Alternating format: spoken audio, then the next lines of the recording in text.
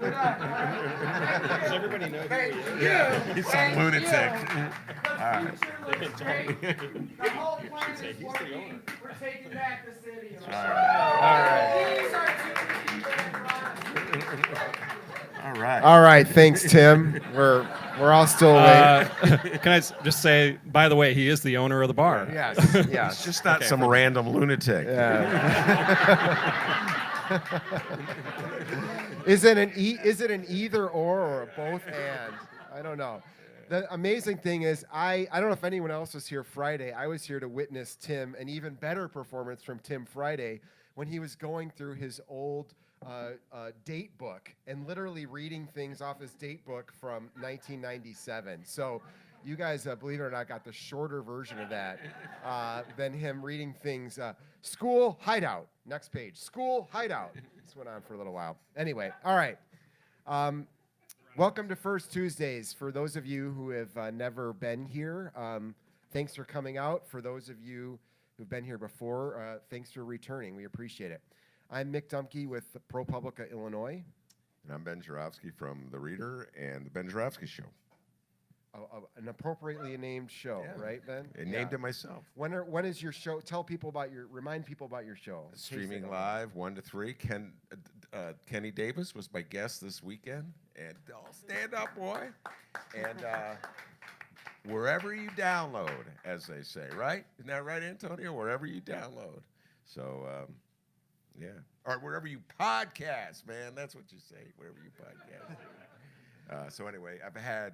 This guy was a guest, Scotty Wagerspack, and Maria Haddon was a guest. You have been a guest. I have been a guest. I think half this audience has been a guest. So anyway. All right, well, check out the show.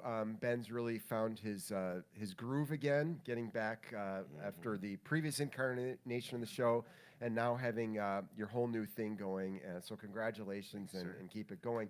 And real quickly, just for some of you who have been coming the whole time we've been doing this, but Ben, I think you and I just passed our 5-year anniversary of doing this show. Oh my God, We still are. And a quick note of how things have changed. Our very first show included Scott Wagerspack and 2 other alder creatures from that time. Actually, it was former alderman Richard Mell was one of our guests, in which he boasted openly of... It was you're booing. It was one of the great performances I've ever seen. I was on fire. He boasted of how he once controlled 1,000 patronage jobs, including bridge tenders, and that was the greatest job because there were no boats and they didn't have anything to do. And then we also had Proco Joe Moreno, who recently lost his re-election bid. So, Scott, welcome back, and congratulations for being the only survivor. The Mell family's out. Proco Joe's gone, still in office. And joining us again, as Tim sort of introduced, Maria Haddon, the alderman-elect of the 49th Ward, where I and many others reside. So congratulations again on your win, and thank you. Thank you for coming here tonight. So. All right, Ben, what are we talking about? You want to get us started? All right, well, let's start. Wow, there's a whole new city council coming in. There's a whole new world coming. This guy may be the finance chair. We know? Don't know anything. Don't know anything, okay. No, nothing. I heard it on the Franz Billman show that you're very close. Maria, why don't you start by talking a little bit about your victory? You beat Joe Moore, speaking of a previous guest, long-time alderman, 1991, I want to say. So why did you run, and what were the issues that enabled you to defeat Joe Moore? Sure. Really excited about the victory. It was a first-time run for office, and I know we've got some 49th Ward folks in the audience, so thank you all for electing me. I spent the last 10 years working in civic engagement, centering community voice and decision-making, and honestly, a huge catalyst for me was the Trump election. And I think this is true of a lot of folks, especially across my age group, but feeling like there was no more time to waste in taking more control of our city. I felt like the incumbent, Joe Moore, not a bad guy. There's some great things happening in the 49th Ward, but I was particularly disenchanted with the lack of active control, responsibility, and accountability in our Chicago City Council, and felt like I could do a better job. Frankly, the campaign was a wonderful experience. I know we got to see each other on election day, and It's warmed up about 1 degree Since then, election right? day, and Yeah. the 3 months since we saw not each much other better. on the I street. feel like it's Yeah. gone a little bit like that. And but it was one of the most wonderful experiences of large community support. We had like 700 volunteers, community fundraising, fantastic staff. One of our fantastic volunteers in the audience, Mary DeFino. Hello, Mary. And just this whole community effort of people deciding that we needed different plans for development. So we needed smart development without displacing people, that we needed to hang on to our affordable housing. People wanted to see a focus on fully funded neighborhood schools, and the previous alderman had been a big proponent of charters. People wanted to see a focus on economic development and our small businesses in the neighborhood, and they wanted transparency and accountability. And those are, it wasn't rocket science to figure those things out. That's what we stuck to, and that's what I plan on doing in the next 4 years. And you won without a runoff, straight up. Correct. I had a head-to-head race, which was convenient. Yeah, and so... And it was, just so in case anyone's forgotten, it was a whooping. I mean, this wasn't not a close race. I mean, I don't know if you doubled his vote totals, but it was pretty close. I mean, Pretty close. Yeah, and so I think a lot of people, myself included, thought that there very well may be a change in the ward, but I don't think anyone, including Joe Moore, I don't know if you saw it, but most people did not see that margin of victory. I was hopeful. Yeah. Well, clearly, there was, it's so obvious I'm going to say it, but clearly there was a feeling, a desire for change in the city of Chicago, particularly in the north side, because you were not only victorious, Proco Joe lost in the first ward, Deb Mell lost in the 33rd ward. I'm doing this off the top of my head. There were close races in the 46. O'Connor lost. How could I forget O'Connor? I put him out of my mind. And yet, about 2 weeks later, the city council, in its infinite wisdom, approved, Tim was just talking about it, the Lincoln Yard TIF. So much has changed, and yet nothing has changed. So I'll ask you, Scott. I mean, the alderman didn't see that as a mandate, the election as a mandate for something different in the city of Chicago? Well, just for Lincoln Yards in '78, I think there were a lot of deals cut in the last few days there. A lot of them didn't, I wouldn't say they didn't read the document. Certainly. I would. Yeah. Okay. They made changes as Dave Glowetz, one of the best out there, was reviewing the documents. Oh, there he is. Excuse me. I have bad eyes. I was like, who? That's Dave Glowetz with it? No, that's. There he is right there. If you don't know Dave does a lot of the work on TIFs and reading documents and providing the public with some really good analysis of all the big deals that are out there. And I think Alderman kind of looked at this, got blurry-eyed once again, but they were also getting good deals through things like the Neighborhood Opportunity Fund, where it was sort of like, if you vote for this, then we'll give you something in your neighborhood through this Neighborhood Opportunity Fund. Wait, time out. Was it that blatant? What is it like? If you don't vote for this, you won't get the money from the neighborhood. And remind everybody what the Neighborhood Opportunity Fund is, because it sounds pretty good. It's a Neighborhood Opportunity Fund. Well, you're essentially taking funds from some of the more lucrative areas of the city that are blighted, like Lincoln Yards right over here, and saying, okay, for increased density, increased FAR, floor area ratio, all these things in zoning, you get to build a skyscraper here, then we'll give you money to spend in the other neighborhoods throughout the city. So this was Rom's Way. It's a program Rom created. Basically, a developer comes in, we'll let you build whatever you want, Yeah. and then you throw in a few bucks, few $1,000 into this special fund, and then my administration will award it to whoever we want around the city. Correct. Yeah. So in other words, were they blatant about it? In other words, okay, we have this money that's Seemed set like it, aside. yeah. Did they say, you'll get this money if you vote for Lincoln Yards, but you won't get this money if you vote no. Well, I don't ever hear the won't, but yeah, you can kind of tell that, when you're talking to people, this is the kind of horse trading that goes on in the city council for decades, and it still continues. And Ron was pretty good at it. I mean, he was creating these different funds throughout the city, the Catalyst Fund, the Neighborhood Opportunity Fund, the other fund that had the homes that they were giving away grants for in Wrigleyville, because Wrigleyville needed opportunity as well. So, a lot of these programs that definitely need to be audited by the IG and shut down in some cases, that's kind of the horse trading that goes on. And I'm sure that's part of what happened with Lincoln Yards, because otherwise you would look at that deal and say, it is completely undermining the rest of the city. It's creating more racial and economic segregation. And why would you do that to yourselves as aldermen on the south and west side? But that's exactly what happened.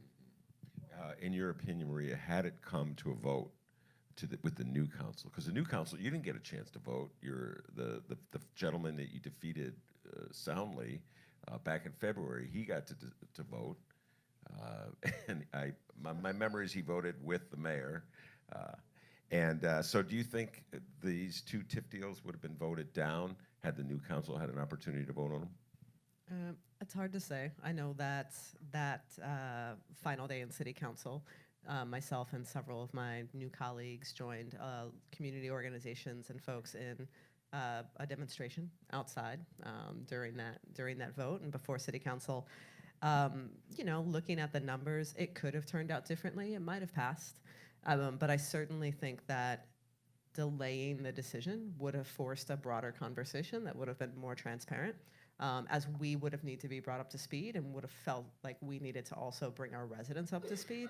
And over a little bit more time and a bit more scrutiny, I think that we could have had a better chance at getting a better deal or significantly changing or maybe not passing it at all. What do you think, Scott? I'd say she's spot on. There were several, there were aldermen who did get elected that probably would have gone along with it. I mean, you had other deals like John Areno's 5150 getting the shaft.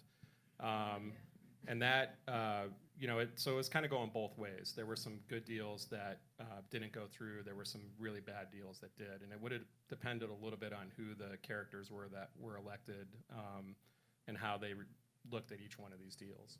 And John Arena, this is a development on the northwest side that basically got spiked by a retiring alderman with the help of a retiring alderman to assist the incoming alderman who defeated John Arena as the incumbent. While so many people were celebrating what appeared to be these progressive victories around the city, the northwest side appears like it either stayed put or went backwards in some ways, and there was a real repudiation of progressive politics, notably John Arena, who had been fighting this high-profile fight for an affordable housing complex, and he got defeated by someone who's come out against all of that. Right? Yeah, and I would say John was also one of the most responsible aldermen out there in terms of fighting every day for not just his affordable housing in his ward, but if there was anybody in there reading the documents, reading the Lincoln Yards documents, looking at every financial deal that was coming through, it was John with us. Let's just pause for a second. And you just said something which we all were sort of nodding our heads, but it's pretty striking. If anybody was reading the documents, I mean, seriously, because this has been an issue of people in the what passes for the legislative body in the city don't actually read the documents connected to the things they're voting on. The aforementioned Richard Mell, one of his famous quotes in his time in office is, "We try to read everything, we try to, but most of it's small print after all." Said that in connection with the parking meter deal. Yeah, that was the parking meter deal. It's small print. We sold off the city streets, small print. Anyway, okay. What's going on now in terms of organization or training for the new council? Maria, have you formally or informally gone through any kind of training? What are you doing to get ready for sort of the nuts and bolts of the job? Sure. So I had a resident ask me that yesterday, like, "Oh, are you getting training? Is Joe training you? Is there school or class?" No. But I can say I'm really excited because I believe we are getting, there have been 3 days of orientations that is not typically afforded to new people coming in council. So we've had the opportunity to meet a lot of the current commissioners, department heads, get phone numbers, org charts, and briefings. You know, there's a lot of moving parts, right, to how our city functions. But I've been pretty pleased with at least the broad overview. I can say that I spent time figuring out what I didn't know, and a lot of the things that you don't know go into the logistics of the setup. So a lot of our sitting aldermen have had meetings with me, meetings with my other new colleagues to kind of help bring us along. But I made a Google Doc as well on preparing to take office that I made, especially for some of my colleagues that came in April, with things like what you need to know about setting up your service line, things like your office lease is going to be in your name. Guess what? Recommend and your insurance and recommendations on kind of those things, right? Like what to do, and they're not the nuts and bolts of city council actually, but all those in between things. And there are a lot of challenges, right? Like the job starts May 20th and not before.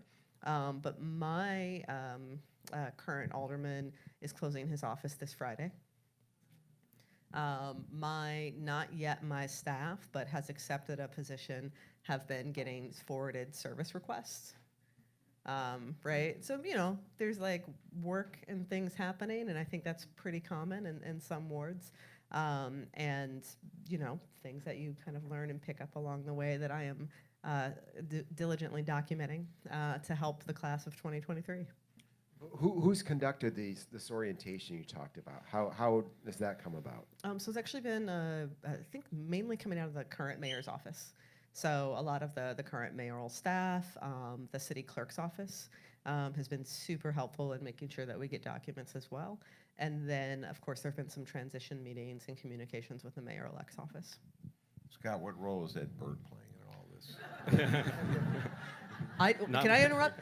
Several of my colleagues got letters from Ed Burke. I think the April 2nd batch, I did not receive a letter from Alderman Burke, and I'm a little sad. When you say several of your colleagues, you mean New folks, yeah. Got the congratulatory letters. And I'm like, Wow. Did he just forget Yeah. about us February 26ers? He forgot that Rogers forgot. Park is in Chicago. You know? Well, when I got elected, our orientation was conducted by Ed Burke, Bill Banks, and Dick Mell. So you're a little better off. Three of the consummate insiders of the system. Yeah. Yeah, that was the most interesting meeting of my life. Yeah, what did they teach you? Shut up. Don't talk. There was actually a comment made that was, just remember, there's always somebody on the other side of the line, which, other than the person you're talking to.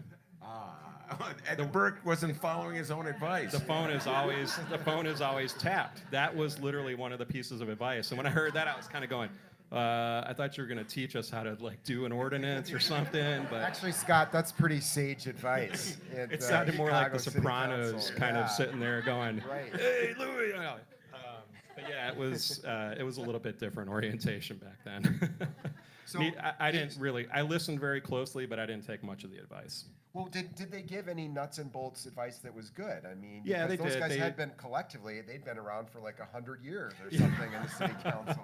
That's all. I thought Yeah, I know, Burke had huh? 50, well, maybe 40, but they did give us some documentation. I actually was listening very closely to Bill Banks, who was the king of zoning at the time, if you remember.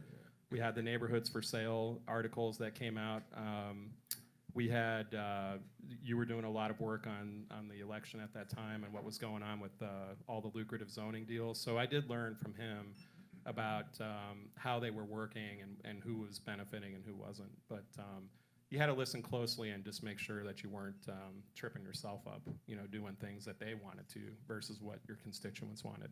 Was Ed Burke currently trying to play a role in the city? No, I haven't seen him. I've watched him, and he's been pretty quiet over in his new corner that he had 45, 50 years ago, and back to it basically, because once he was removed from the chair of finance, he actually, you know, used to sit right directly in front of the mayor, and he would give these speeches all the time. Now he's been kind of moved off to his normal corner. But you can see the smoke coming out of his ears, thinking like, you know, how am I going to get back into the game? Because you know he's that's been his life. Well, so. very early on, within a week, I want to say, Lori Lightfoot gave an interview. I think it was Fran on Fran's show, and she said that from what she heard, Ed Burke was maneuvering to take control of the city council, and the headline was reflecting maybe this is a new council wars. I thought it was a very skillful move on the part of Lori Lightfoot just to put his head on the body of anybody who would dare to go against anything she was proposing or suggesting. Do you think it was more than that? Do you think early on Ed Burke was maneuvering to take control of the council? Or? Well, he could still be doing that. I think there's a lot of aldermen, well, most aldermen who are in positions of power right now do not want to give any of that up. And you'll see that when you get in the first few weeks, that they want to continue to maintain the council chairs that they have, the chairmanships. They want to maintain the positions that they have of authority that are outside of that. And that, you might have it on your list, but it gets to that whole issue of aldermanic prerogative and how things are run right now. And how they've been running for the last at least 12 years that I've seen it. Who have you heard from, Marie? You haven't heard from Ed Burke. Have you heard from any of the other current committee chairs? Have they been lobbying you or any of the newly elected aldermen-to-be saying, hey, Carrie Austin, the budget chair, she has basically come out and she's openly campaigning to retain her position. She's even though she's supposed to be a legislator and the independent chair of the budget committee, her selling point last week was, I'll be loyal to Mayor Lightfoot, just as I was loyal to Mayor Emanuel and Mayor Daley before that. Have you heard from Carrie Austin or any of the other incumbent aldermen who are in those positions? So no one's reached out to me directly, which makes me feel kind of bad, actually. I feel a little left out. I have actually had a sit down with Chairman Austin. So I've spent a lot of my time reaching out to a lot of existing aldermen to introduce myself, getting phone numbers. And so some of that's happened pretty naturally just being around City Hall during some of the last few meetings. I like to sponge up as much information as I can and understand people's particular histories. And so, yeah, I've had a few meetings early on, especially with some of my, neighboring peers, and have since kind of moved into some of the folks that I don't know. And, but no, my phone has been quiet. No one's been lobbying. I've been sending out my list of committees I want to be interested in and hoping someone takes note. As a freshman, I think I've been told multiple times by everyone that I've met with, well, just focus on your award services, your first year. It's not really going to matter what committees you're on, which I'm sure is what everyone would like us to believe. Yeah. So who's going You, to... you should focus on the committees. Yeah. Yeah. That's what they want you to think. You're right. All right. So who's going to decide who's on the committees? I mean, this has traditionally been the mayor's office, maybe in conjunction with Ed Burke and Carrie Austin and a few other of the longtime insiders. Who's doing it this time? Well, I looked at the Lori Lightfoot mandate, and I felt, I think we were looking to see what would happen with the mayoral race, as things were progressing through the 14-person channel down to, race down to the final two. And I feel that she has a good case to be made for deciding who gets those chairs, especially if there's going to be a lot of pushback from certain corners. She's going to have a lot of things that need to be reformed right off the bat. I think a large portion of those have to do with aldermanic city council, not just the committees, but everything that the city council does. So putting new parameters around the city council to have council oversight from the inspector general, which should also include subpoena power in the mayor's office, and going down a laundry list of things that council has fought back against for many years. That's what I think we should focus on. And if she has to put down her foot and say, we really need to reform the council first, set new parameters for all the, not just the incoming aldermen, but for all the people who have been there, and say this is the transformative moment in our history. What about your ambition to be the chair of the finance? By the way, have you lobbied Maria? Not No, yet. No, Scott okay. is not. No, he called to congratulate me. Okay, that's the first step. Well, I've said I wouldn't mind being a finance chair, but I don't think a lot of people would like that for the way that I would approach it. So, which How is would probably you a good approach thing. it? How would you? Well, I mean, we have to look at who's running the finance committee. We don't know what all the tasks are of every individual there. We don't know how many people are on that committee and how many are being farmed out to other parts of either the council. I mean, we've heard a lot that people can call up Ed Burke and say, hey, I need another person. That person gets sent over to another ward and do work, but there's not a lot of transparency there. We were able to force the hand of the mayor to finally get this workers' comp out of Ed Burke's purview, but that took charges, not an indictment, but charges to get it moved. And that's one of the big issues. We're going to see the audit come back in a couple of weeks, I think, or maybe 3 weeks. And what we need to do is figure out what he's been doing for the last 30 years, which really nobody knows. So I would like to go in and basically, transform that committee and say, if we need to move people out, let's move them. If we need resumes and we need to figure out what the qualifications are for running a finance committee, let's do it. So what It's is not that hard. Why is the finance committee still so important if workers' comp has been taken away from the finance committee and Ed Burke and turned over to a city administrative department? Why is that committee still so important? Just explain to him. Sure. Well, we hear all the big deals like the parking meter deal, the multi-billion-dollar bond deals, Lincoln Yards, the 78. Those all go through that committee. And as a lot of you know, Ed Burke was committing a lot of fouls by having conflicts of interest for decades, hundreds of them, and working against the best interest of not just his constituents, but the whole city, all taxpayers. So all the big financial deals go through there. And what we'd like to do is have the Inspector General audits, all of them heard in the Finance Committee, so that within 45 days when he does an audit, it doesn't get kicked to the back room. It goes through the Finance Committee, and then we start having robust discussions about a $1 billion bond deal. If it's good, fine, but let's have real discussions about it, where every alderman is put up front to understand exactly what they're voting on. Now, we've seen in the paper some of your colleagues quoted on your potential chairmanship of the Finance Committee as saying, Scott doesn't get along with everybody.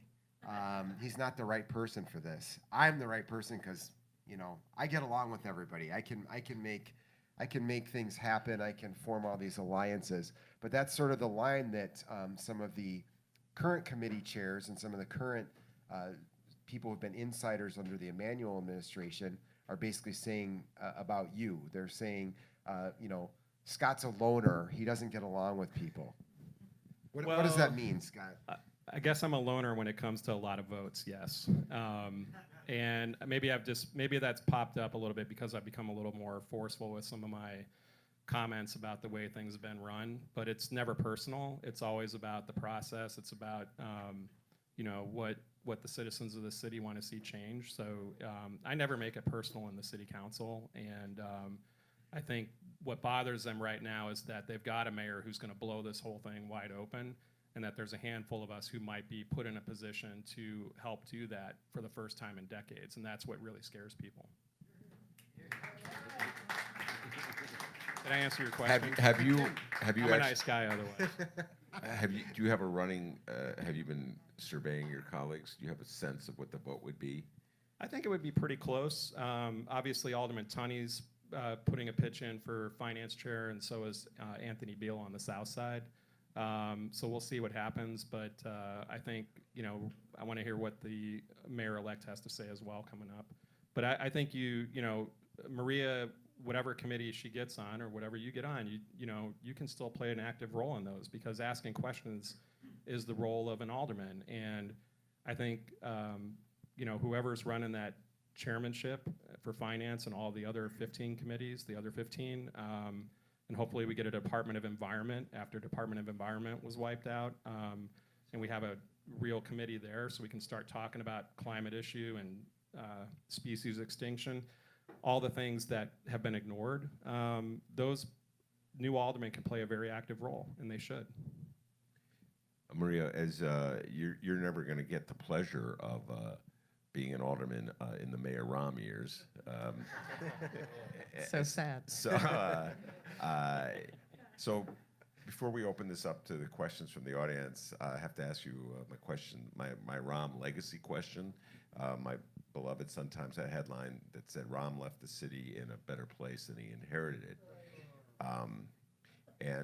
So what's your feelings about that? Do you feel that overall Rahm Emanuel has been a benefit to the city of Chicago, or at least his administration has been a benefit to the city of Chicago?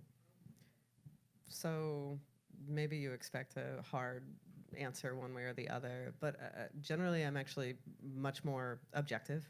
I can only, so I've only been here for 16 years.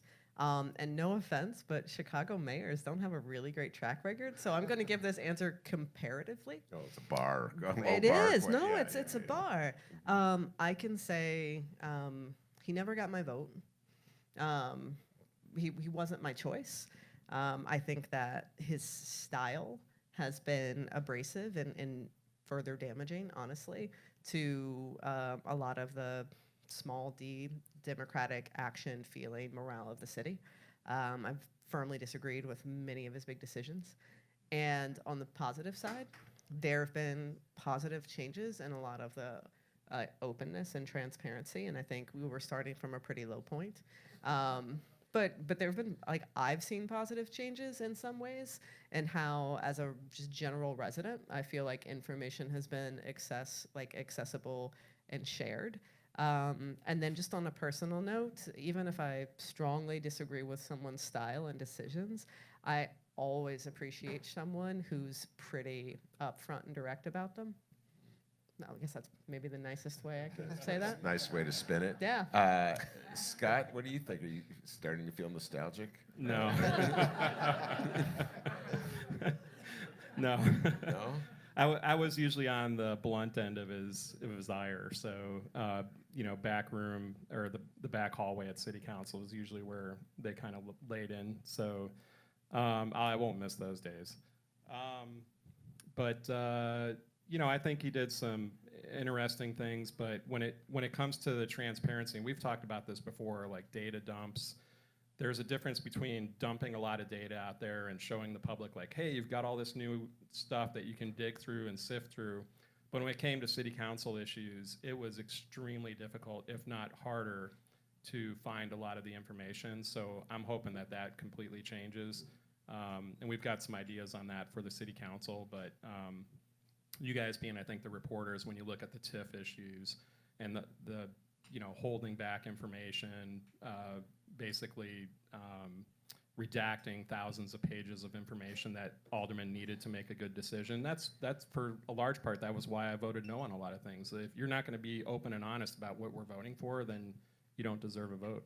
In the end, in that last vote, the two TIF deals that went down, did he even try to win your vote? Did he lobby you in any way, or did he just write you off from that? The commissioner, David Reifman, did, but that didn't go over too well. I mean, the redactions were literally in the hundreds of pages, and we knew what was going on with that TIF. I mean, we tried to get the but-for test fixed back in, a year and a half ago before we passed these things, and they shut that down.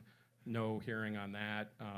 A lot of things went straight to the Rules Committee to die. So, no, I mean, we had heated discussions, cordial but heated, and it was just very stark policy differences about how they would approach government. So Rahm or Daley? Yeah, speaking of low bars. That's my point. Yeah. Well, I was thinking about that first time we were here, and Dick Mel, we were talking about the Olympics, remember, in that vote. That was really painful. But it was fun watching Mayor Daley squirm up there. Yeah. I mean, I bailed at the end there, but no, that was the key vote. It would have been a unanimous vote or 49-1 on giving a blank check to the International Olympic Committee. I bailed. I did. And Mel said they would kill you. Yes. He literally told you they would kill you. So I can kind of understand why you voted. But anyway, yeah, just... I was a little afraid back then, yeah, when you're first, as a freshman alderman, kind of trying to figure out the ropes. Well, do you give Mayor Rahm credit for doing a better job with city finances than Daley had done?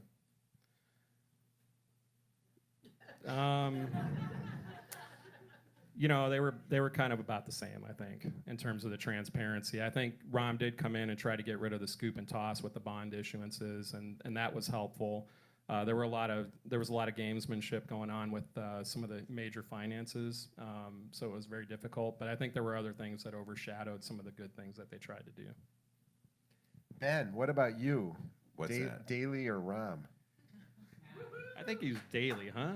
You know, Like, Ken good Davis old is boy. gonna really be. Because we all know you were a big fan of Rich Daly. You know, too. I have my issues with Rich Daly, but to you know, say what you will about Rich Daly. I've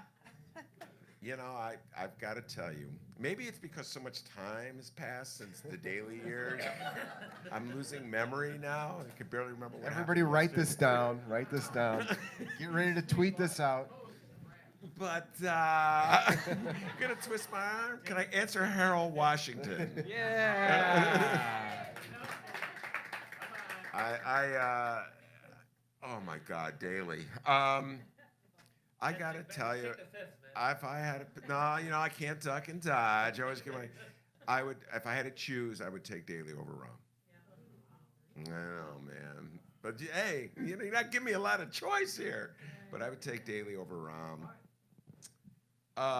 Daly was a different kind of bully, and I don't like bullies at all. I don't do well with bullies, but I always had the feeling, maybe I'm wrong here, that Daly was a little more forgiving, than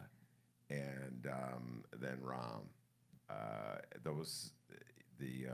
And I think but so much of what Daly did wrong in the city of Chicago were those last 8 years, which were utter disaster, and he should have left in 2003.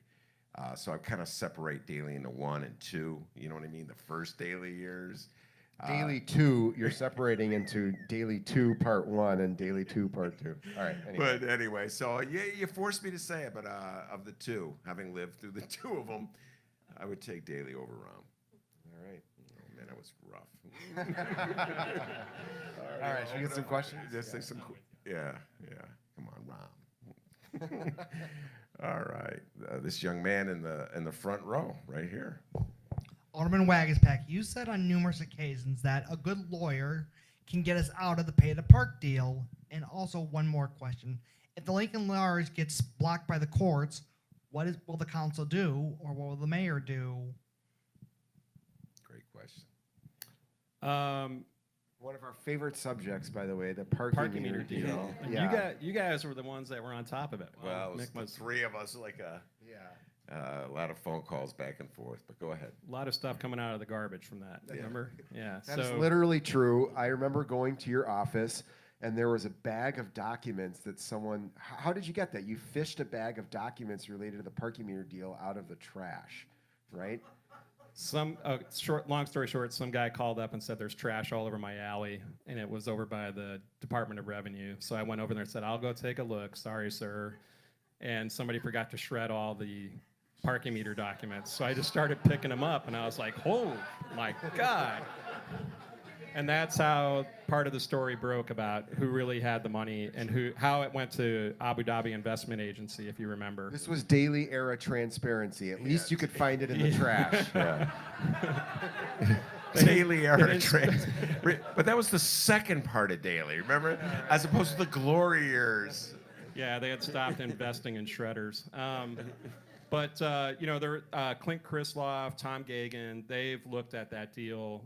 They had felt at the time, I think, that there was an opportunity to break it open. Mayor Emanuel did come in and break it open to make some changes, if you remember, to the length of time on some of the areas in North Center, River North, sorry, and basically said, yeah, we can change that deal up. So I think if you had some good city attorneys, one thing Mick has pointed out to me was, and to the whole world, is that they've made their money back in 11 years, I think.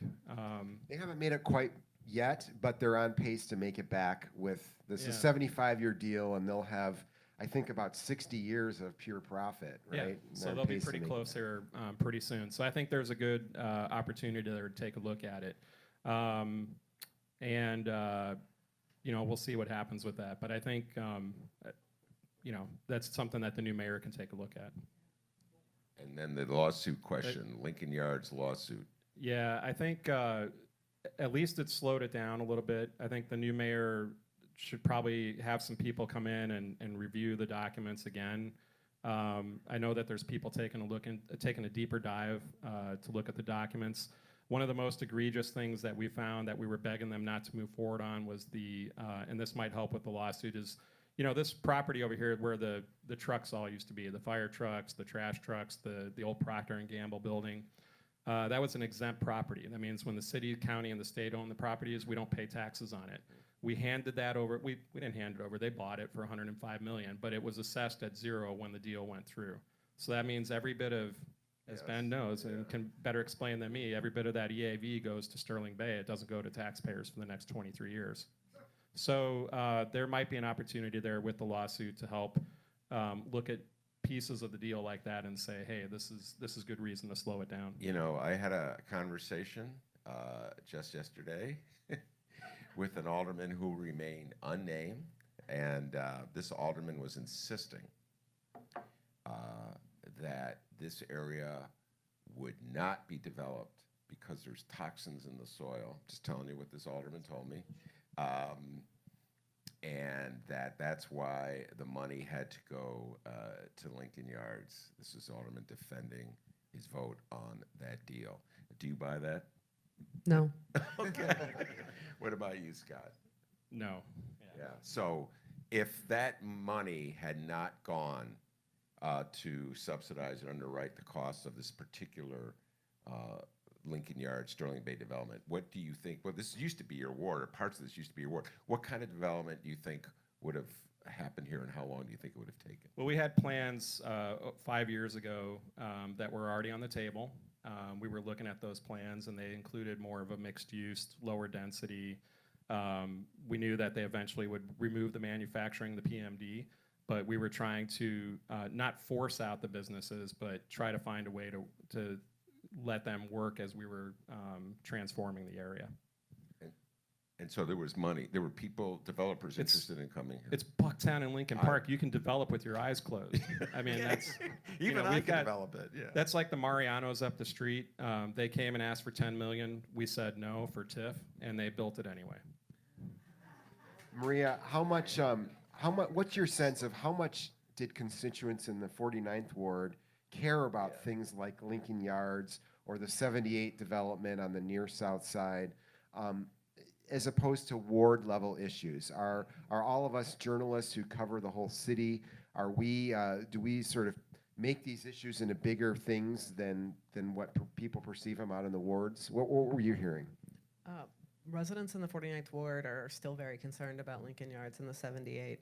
And I believe residents in the 49th Ward are pretty special, personally. But having worked in other parts of the city... Some of us are, at least, yeah. But having worked in other parts of the city, it doesn't take a financial expert to know when you're getting screwed over. And I think that that's the general sentiment that a lot of residents have of, my property taxes are going up, my rents are going up, our schools are falling apart, these roads are terrible. Why are we giving millions of dollars to a private developer? So yeah, they're very concerned, and it's not, right. So like it came up a lot during the campaign, and it's something that in talking about what I would do differently. Deals and decisions that my predecessor made around those types of deals were definitely a defining difference in what people wanted. Now, to the point of things that you would do differently, this gets into this larger issue of alderman prerogative. This matter was publicly championed by the alderman in this ward, Brian Hopkins. Whose name Tim Tutton uttered as if it were a curse word. From Tim's perspective, Hopkins. We got a new Hopkins. Yeah. So, do you think going forward in the new city council, the new day and age we have in the city council, that an alderman's support for an enormous property tax giveaway of like like we have here in Lincoln Yards. These would are be really easy questions. Yeah. Well, You framed that in a very neutral Yeah. way then. but we just saw an example where all it took was Alderman Hopkins to say, well, this is a good deal for the city of Chicago, and 32 of his colleagues melt like M&Ms in his hand. So do you think it's changed that? Now, in other words, that issues of public financing for development deals will now be considered citywide issues as opposed to local issues? I'd like to think that it would change overnight. It probably won't. I'm hopeful that, you know, our mayor-elect seems pretty serious about reform, especially changes around aldermanic prerogative. That's something I'm also supportive of. What I can say is that, and this is to Scott's point, it wasn't just the support, right, of an alderman championing something in his ward. It was also the support from the executive branch, right? And it was the deals and the trades and the things in like behind the scenes, right? Because I'm pretty sure one alderman could say, hey, guys, this is great for the city, but if those colleagues weren't getting something in return, you know, what's the incentive? And so I'm very interested at working with this new council to figure out how we codify processes, right? Like what's the bar, what's the information, what's the pitch, what's the kind of threshold of disclosure that's necessary? What if there is a great deal, right? That I think is gonna be fantastic for all of the city, and there's some great opportunity. What are the things that I need to prove, that developer needs to prove? What's the burden of proof, and what's our process for actually bringing those forward in a way that's forward, that's transparent, and that lets people base their decision and their votes on what we're elected to do, and not on what kind of, you know, favors we're doing behind the scenes, right? One other quick point before we go to the next question about the lawsuit. I mean, I haven't studied the lawsuit, so I don't know, you know, I don't know it in extraordinary detail. But just to remind everybody, there was a lawsuit against the parking meter deal that was pending when Rahm Emanuel came in, and I wrote about it, Ben and I wrote about it, we talked to you about it, Scott.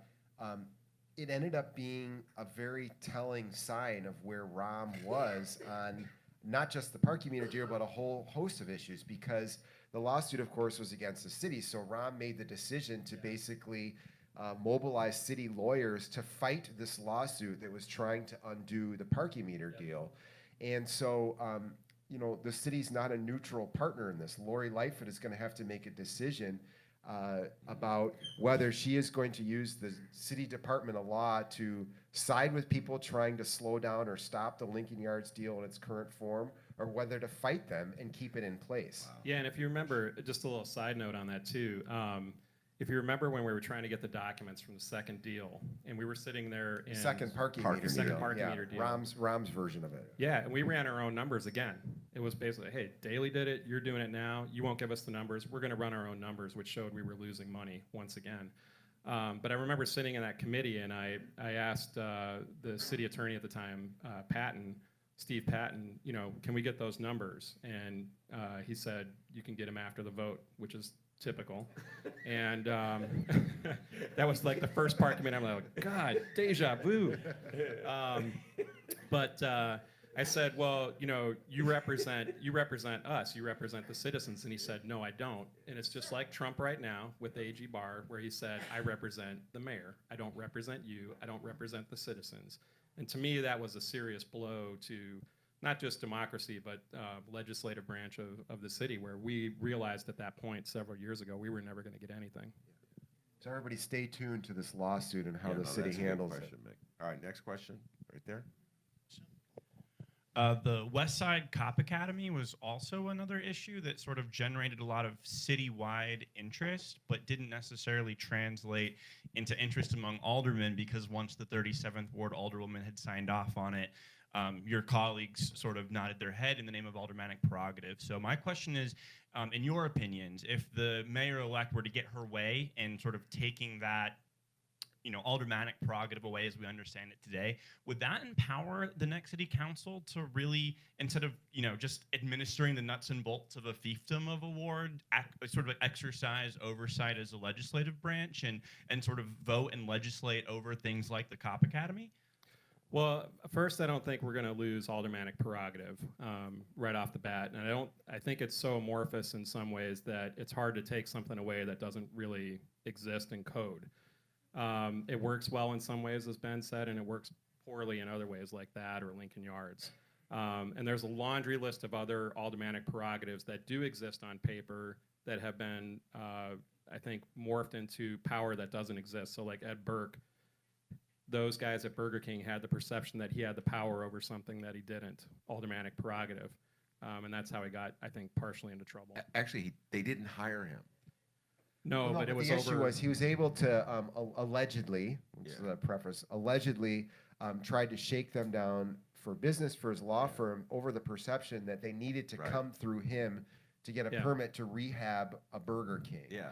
And Scott's point is that that actually is a decision. That is actually a permit that is issued by a city department CDOT, yeah. and not by aldermen. But there are all kinds of other permits that you guys have to sign off on as aldermen. Sidewalk cafe permits, a lot of handicap parking. I mean, all sorts of really micro level stuff. Yeah, and on the police academy, I think the issue is going to be we have to look at the zoning code, and a lot of people are out there saying, and this is a different twist on it, we have to be more like New York City or Houston and rush stuff through because we're holding things up.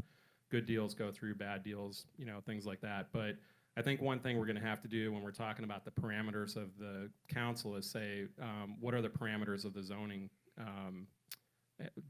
Department of Planning and Development? And on something like that, I don't think they ever really fully vetted it in a good way. Did we need, there wasn't a huge policy discussion about whether we needed a police academy or not with the fire academy together.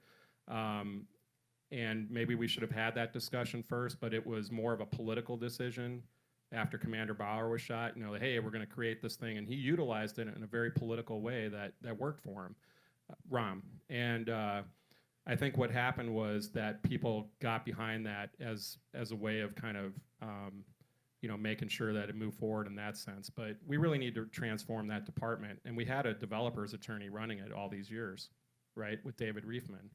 And he was that DLA piper who was representing all these different developers on some of the big mega deals and on some of these other projects where you don't see it immediately, you find out much later. I think the big issue here is we need to transform the way that department is run so that it doesn't act like a department that has to rush stuff through, but we have more policy discussions about why we need things. It's kind of like if someone, just imagine this scenario, if it could ever happen, someone from the chemical or petroleum industry running the EPA. Just imagine. That's crazy, man. A lot of parallels here, a lot of parallels. I can talk to you more about it after. Yes,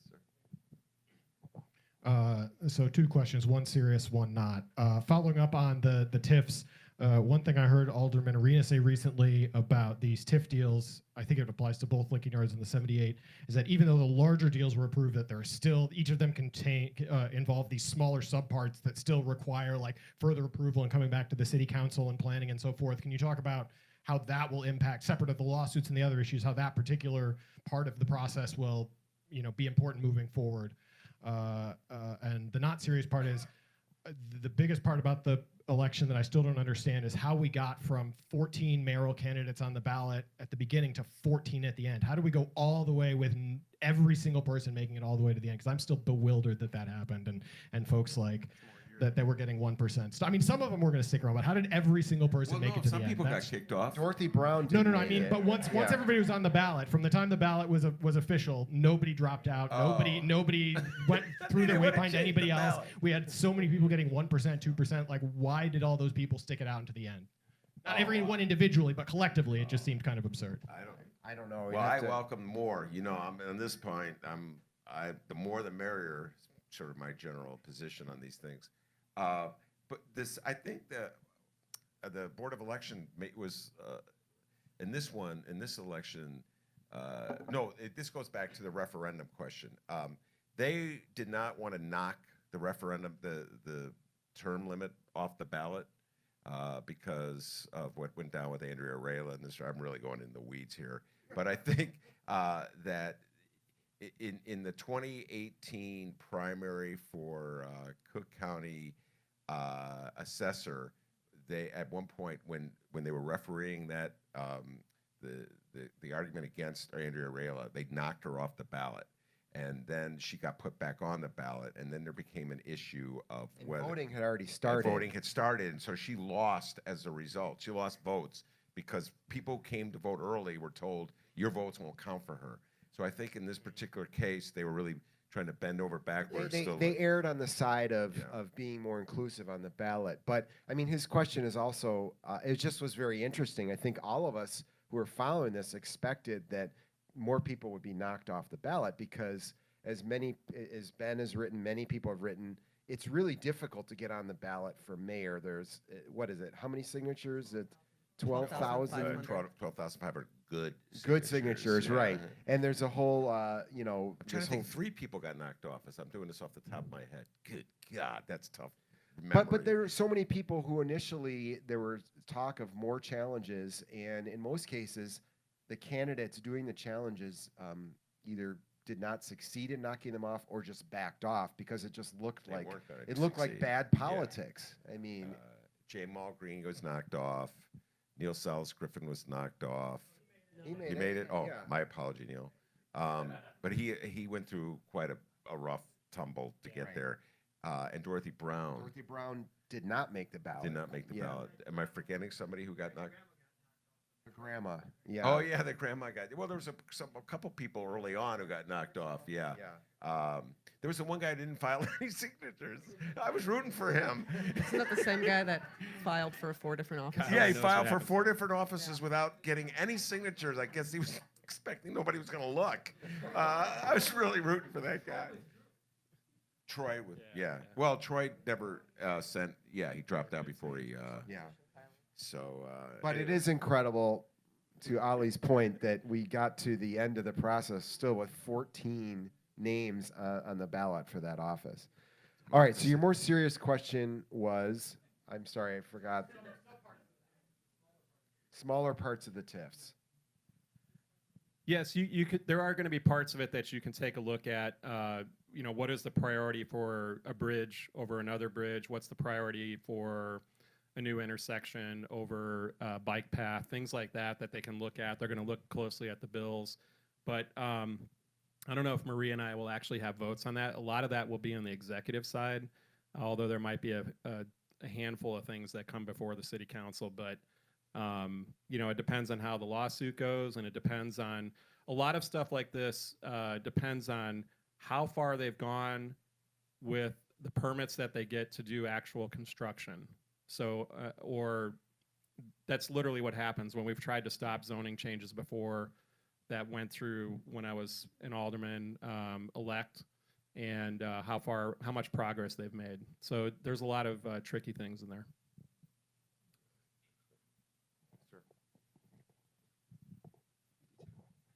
Scott, you talked a minute ago about the undemocratic notion of having the city corporation council representing the mayor and representing the interest of the mayor as opposed to representing the people's interest. But then before that, you talked about how you felt, it sounds like you felt like Lori Lightfoot had enough of an electoral mandate to entitle her to choose city council committee chairs. Whereas I thought that now that we've got a new mayor, that now the city council can finally select its own committee chairs. So I wonder if you could just talk about that. Yeah, no, that's a good conflicting point that I've been talking about. I think, and there were some of us looking at doing that, and I have spoken to several aldermen about how we could structure the city council so that it works the right way. We're just not at that point yet, and we're literally just a few days out from the first meeting. So what we were talking about was possibly letting her make the decisions on the committee chairs, and then spending the next year or so working out the details of how committee chairs would be set up, voted on. And again, I talked a little bit about, what are people actually doing in those committees? What silos are they sitting in now? Or maybe doing good work or not doing good work. Those are all things that we have to work on with each committee, and I think she's committed to that, and several aldermen are. So we're trying to figure out what is the need of all these people. What work are they doing? What are their qualifications? So there's a whole swath of things that we have to work on first. That's going to take some time. Not at all. Yeah. So the first year that I got to work with multiple aldermen in multiple wards in the city was 2012.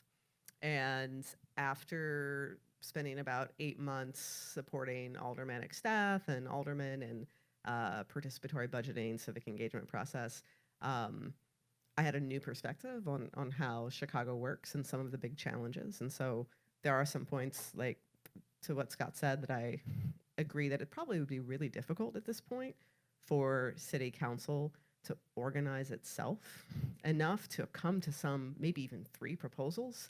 But that's a problem. So I have some concerns about a new mayor, whoever she is, getting to be the one to dictate somewhat what reform looks like in our leadership when our rules say we should select our own leadership. But the previous mayors for decades have done a really fantastic job of dividing and conquering the city and their 50 fiefdoms. And that's where we are. So I personally, and Scott, correct me if I'm wrong, I think I don't know if it'll be on the 20th or if it's our first city council meeting when we'll be expected to take a vote on the 22nd on our structures, right, on our rules and committee. And I haven't seen a proposal from anyone, right? And as a freshman alderman, I don't feel particularly empowered, though I guess technically, right, I could come up with some proposal and I could pitch it to a bunch of folks, but of course I'm coming in with the least knowledge, right, to as far as leadership. I do think it's the responsibility of sitting council members to, like, they've worked together, they know each other, they know their own level of expertise. Like, I would love to see proposals from my colleagues in addition to one from the mayor. But to be honest, while the mayor is coming in with a mandate for reform and change, and there's so much of that that I'm really happy to hear her like stick to post-election, she doesn't know the council better than the council knows itself. And so from where I'm sitting, like I said, no one's called, emailed, or sent a proposal, but I think it would be a missed opportunity to let another mayor tell the city council who our leaders should be. But and let's just pause on this for a second. This is kind of incredible that the city council, the legislative body, doesn't have any precedent in the memory of anyone there, including probably Ed Burke, because he's been there for 50 years. But he won't tell us, I'm sure, if he had. And if he had, I mean, Yeah, it wasn't any different under Richard J. Daley. So there is no precedent for the city council to elect its own Actually, it's leadership. not true. It's 1984. Okay, 1983. And it's not a precedent anybody wants to talk about. And there's only about 3 people in this room old enough to remember it. I'm looking at one of them. But Ed Burke and Ed Verdoliak organized the Chicago City Council. They selected all the chairmen. They created new committees to pacify members. Like there were some guys who were holding it. Pat O'Connor was a rookie alderman, believe it or not. Joe Kotlarts. And they created new committees to put people in charge of to induce them to go with the 29 as opposed to voting with the mayor, Harold Washington. So there is a precedent. I just can't think of anybody. I don't know if the word is reptilian. They were organized specifically against the mayor. That was sort of the motivating force. Verdoliak and Burke got together. They hit the ground running. They brought their people together. They go, what do you want? We'll give it to you. You want to be a chair? We'll get you a chair. If you're a chair, you're going to get like 4 or 5 jobs. We get to call you chairman. You have meetings and get a gavel. And you probably get an alderman to do a lot for just giving them the gavel to, get to hit the gavel. So I just don't know if there's anybody shaky ground. with that. Next month, I'm going to gavel our show to order here. I mean, is there anybody in the city council who has the moves to do something like that? Like to get on that phone and cut deals? Well, there have been quite a few phone calls going back and forth, but I think a lot of it's also been in the press, as you kind of mentioned too, where there's existing chairmen who want to maintain that power structure do not want to give it up, even with the new mayor. The problem with that is that they won't reform the city council as a whole, which means that, you know, they don't want a parliamentarian for the council to counter anything that a new mayor or a future mayor might do, as before when Steve Patton represented the mayor and not the city council or the citizens. Doesn't want to look at, they don't want to look at those committee structures and who's in them and who's hired and who's not. That's what we need to really focus on as well. So it's on really shaky ground right now.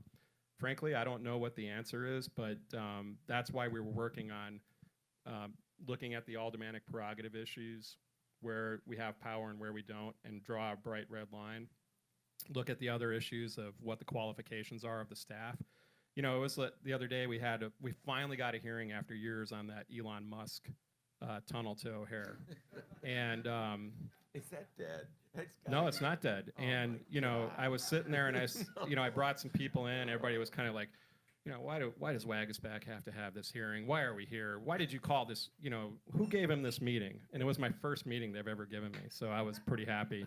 Who gave it to you? I think the When you mayor's said they office gave it- was like, just give him something to do before we leave. Who's the committee chair who officially? Anthony Beal. Okay. Yeah. So he's the transportation committee chair. Yes. And so, in order for you as a legislator to get a hearing on a piece of legislation you have introduced, you have to get the committee chair to approve it. But really, that means you have to get the mayor's office Yeah. to tell the committee chair to approve it. Okay, just Yeah. want to be clear. That's exactly what happened. And that's the part that needs to change. I think, you know, that's something Maria and I are going to have to work on with these other elements. When you want to have a hearing, whether it's on an audit or the Elon Musk tunnel, whether it's good or bad, you should be able to have a hearing when there's issues with special education being cut. And, you know, we fought for that for months and months before they would actually give us a hearing on a Friday afternoon when no parent with this child with special needs could go to it. I mean, it's that kind of stuff just drives you nuts. That's got to change. The culture has to change completely. I think when the indictments come down in, you know, a month, we'll see some wholesale change. But short of that, at that meeting we were sitting there and chairman didn't even know that we had an RFP for a multi-billion-dollar tunnel out to O'Hare, and I was kind of going, oh, you know, this is serious stuff. Does everybody know we have an RFP that we're moving ahead? That's for No. proposal. Any other? That's the culture. Yes, sir. Given the person who is about to be mayor and the person who is currently and still will be the president of the Cook County Board, do any of you think that cooperation between the city and the county might take a hit, or will still be business as usual? Question is the relationship between the city and the county, will it take a hit or will it be business as usual given the fact that Lori Lightfoot defeated County Board President Tony Preckwinkle in the mayoral election? What do you guys think? I have no idea. I hope that, well, I don't really want anything to be business as usual, but I hope that we have enough shared interests, and, you know, they're two very accomplished women who haven't gotten to where they are by not working with folks. So I hope that we're able to maintain a good relationship. I think they'll work together. I mean, you know, there's ideas out there about merging certain resources, certain departments, and those are things that will come up in the budget, and I think they will work together. Well, again, the bar is very low. There's no love lost between Tony Preckwinkle and Rahm Emanuel, and there is, as everybody knows, the county and the city share an office or share a building, and there are literally dividers between the sides of the office that have gone up. So I think it's been a very cold relationship, and that too can only improve, I think. One last question. The special ed funding and CPS, and so my question is for congratulations, newly elected Alderperson Haddon. My question is on behalf of CPS students and parents and educators. You've had here, and I know that people in this room have had former CPS principal Troy LaRaviere, former mayoral candidate. Listen to him, and I think a strong argument can be made that he and other CPS principals like Dr. Michael Beyer have been fired or relieved from their duties because of their standing up to policies of the city that they, basically for them, getting in Rahm's crosshairs, right? What, as alderperson, would you do, will you plan on doing for your students in your ward to deal with this hierarchy of the mayor's office, and whether it be local school councils or the, what's the word for it, not area heads, but network chiefs and CPS. How will you deal, what's your plan for meeting the needs of CPS students in your ward and administrators of the buildings in your ward, given the structures in place that stand in your way? I'll start. So happy Teacher Appreciation Week. Yeah, forgot.